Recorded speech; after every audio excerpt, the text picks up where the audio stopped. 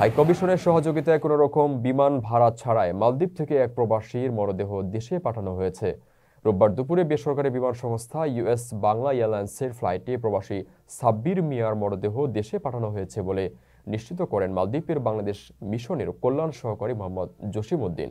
আপনার স্বপ্নগুলো আকাশ ছুবে প্রবাসীর হেলিকপ্টারের মাধ্যমে। বিয়ে, জন্মদিন অথবা যে কোনো বিশেষ প্রয়োজনে হেলিকপ্টার ভাড়া করতে যোগাযোগ করুন স্ক্রিনে দেয়া নাম্বারে। প্রবাসীর হেলিকপ্টার, নিরাপদ ও সাশ্রয়ী বাহনের বিশ্বস্ত নাম।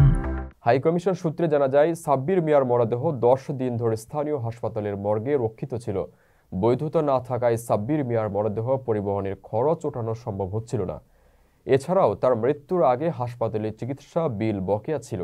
দেশটিতে মরদেহ পাঠানোর আগে এই অর্থ পরিশোধের বাধ্যবাধকতা রয়েছে।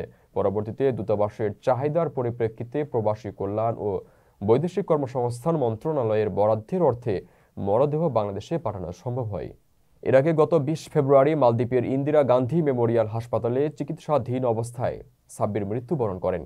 তিনি ব্রাহ্মণবাড়িয়ায় বাঞ্ছারামপুর উপজেলার সোনারামপুর গ্রামের তারা মিয়ার ছেলে।